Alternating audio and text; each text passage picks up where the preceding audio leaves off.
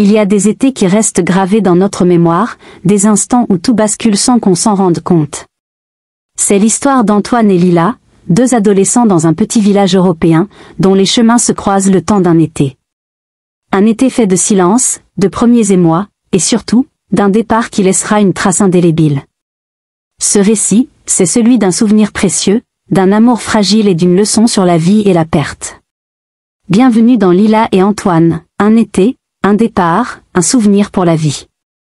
Antoine n'avait pas prononcé un mot pendant tout le trajet. À côté de lui, son père conduisait en silence, le regard fixé sur la route, les mâchoires serrées comme s'il mâchait quelque chose de dur depuis des années. Chaque virage semblait une coupure dans la conversation qu'il n'avait jamais eue. Ce jour-là, le ciel était d'un bleu aveuglant, sec comme l'air brûlant du sud. La voiture descendait lentement vers le petit village du Luberon, là où le temps semblait s'être arrêté depuis les années 70. On ne venait pas là pour vivre, mais pour attendre. Attendre que l'été passe. Attendre que les souvenirs remontent. Lorsque la voiture s'arrêta devant la vieille maison en pierre des grands-parents, Antoine n'eut droit qu'à une phrase, sèche et lancée sans détour. « Tu te tiens à carreau, d'accord ?»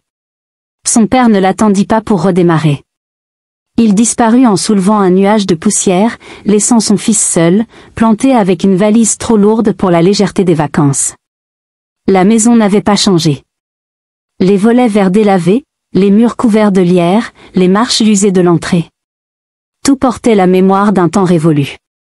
Antoine n'avait plus mis les pieds ici depuis ses 10 ans. À l'époque, il courait dans le jardin, grimpait aux arbres, croyait aux lucioles et aux fantômes du grenier.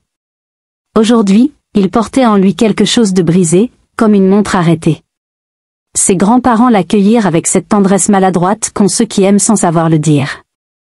Sa grand-mère l'étreignit longuement, comme si le silence pouvait tout réparer. Son grand-père, lui, se contenta d'une tape sur l'épaule, une habitude chez lui, comme s'il refusait de mettre des mots sur l'émotion. La chambre d'Antoine se trouvait à l'étage, au bout d'un couloir étroit. Un lit à barreaux en fer forgé, une commode ancienne, une fenêtre qui donnait sur les champs de lavande. Le lieu semblait figé, comme un décor oublié. Antoine y déposa ses affaires avec une lenteur presque rituelle. Il ne déballa rien. Les premiers jours furent lents, sans contour. Antoine lisait un peu, dormait beaucoup, traînait dans les environs sans réelle envie. Ici, il n'y avait ni réseau, ni amis, ni distraction. Juste le vent qui soulevait la poussière des chemins, les cigales qui stridulaient comme des alarmes désaccordées, et le tic-tac du vieil horloge du salon. C'était un été de pause, mais aussi de trop-plein. Il portait en lui quelque chose de confus, un mélange de colère sourde et de fatigue. L'adolescence n'était pas tendre avec lui. La séparation de ses parents avait laissé des zones d'ombre, des questions sans réponse, des manques qu'il ne savait nommer. Il n'en parlait à personne. Et puis elle apparut. Ce fut un samedi en fin d'après-midi. Antoine avait décidé de marcher jusqu'à la place du village, ne serait-ce que pour tuer une heure de plus. Le soleil déclinait lentement, et l'air portait l'odeur des figuiers et de la pierre chaude. Il s'arrêta devant la petite fontaine, et c'est là qu'il la vit. Elle était assise sur le vieux banc de pierre, un carnet noir posé sur ses genoux. Elle dessinait, concentrée, les écouteurs dans les oreilles. Elle portait une robe légère, ses cheveux retenus par un foulard rouge. Elle semblait flotter dans un autre monde. Quelque chose chez elle appelait à la distance. Et pourtant, Antoine resta figé, incapable de détourner les yeux. Elle leva la tête un instant, juste assez pour croiser son regard. Ses yeux étaient d'un vert presque irréel, comme une forêt sous la pluie. Elle ne sourit pas. Elle se contenta de le regarder quelques secondes, puis retourna à son carnet, comme si rien n'avait eu lieu. Ce fut bref. Étrange. Et suffisant pour inscrire son visage dans la mémoire du garçon. Ce soir-là, il ne parla à personne. Il monta dans sa chambre, s'assit sur le lit et resta là, longtemps, le regard perdu à travers la fenêtre. La silhouette de la fille dessinait désormais une fissure dans la monotonie de ses jours. Une fissure qui allait s'élargir jusqu'à tout emporter. Le lendemain, il la revit. Elle était accoudée au comptoir de l'épicerie, en train de choisir des bonbons. Pas ceux des enfants, non. Des réglisses noires, ceux que personne ne prend jamais. Antoine entra par hasard, peut-être pas. Depuis la veille, il cherchait une raison de retourner sur cette place. Elle leva à peine les yeux quand il passa à côté d'elle. Mais cette fois, elle parla.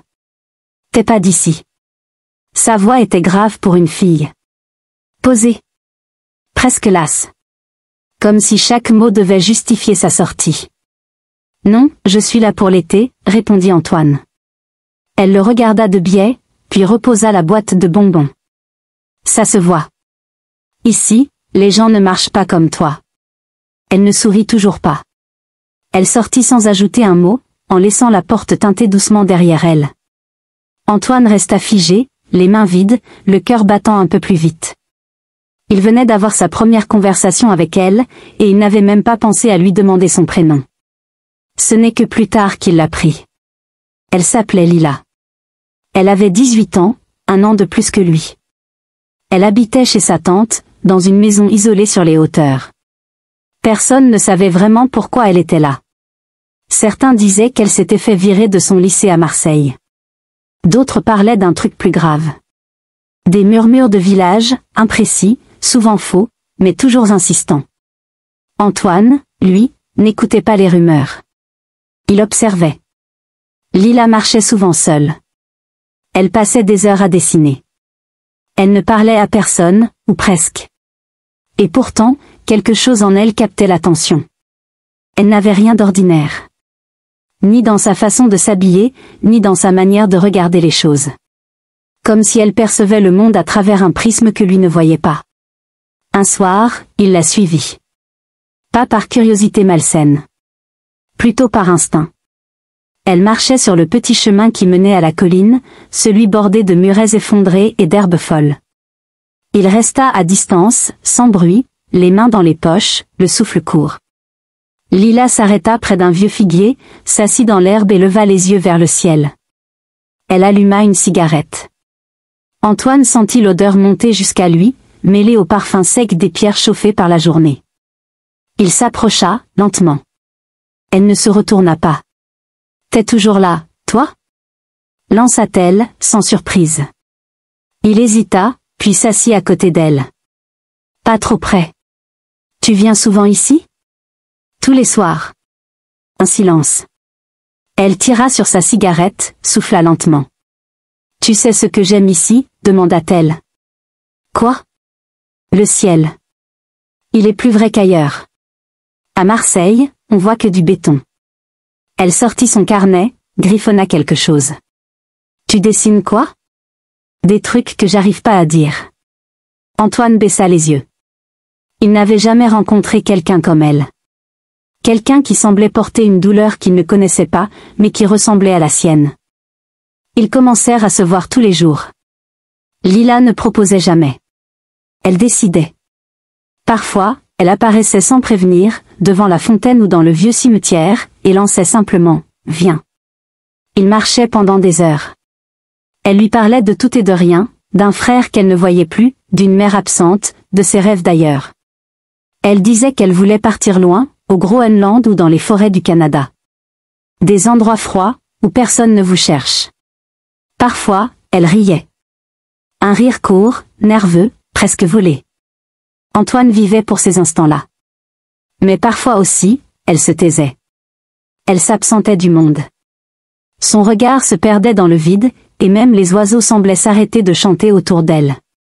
Antoine ne savait pas quoi faire dans ces moments. Alors il restait là, près d'elle, espérant qu'elle revienne. Ce fut l'été où il comprit qu'on ne sauve pas les gens. On les accompagne. Jusqu'où ils nous laissent aller. Il y eut un soir. Un soir qui ne ressemblait pas aux autres. Un de ceux dont on se souvient sans savoir pourquoi, sinon parce que l'air était plus lourd, les silences plus denses, et que les mots semblaient peser plus. Ils s'étaient retrouvés au bord du lac. C'était Lila qui avait proposé.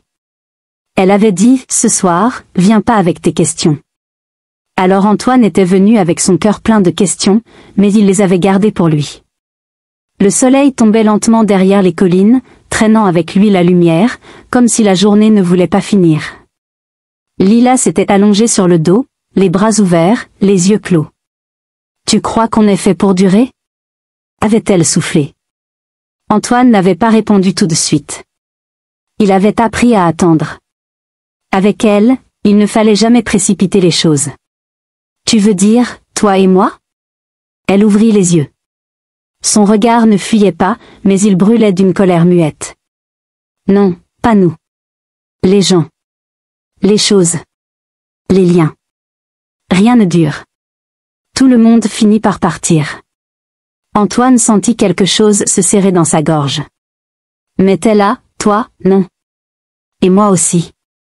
Elle se redressa doucement. Son visage était plus proche. Trop proche. Il n'osait pas bouger. Il sentait son souffle. L'odeur du tabac froid, du sel de la journée, du silence qu'elle traînait avec elle partout.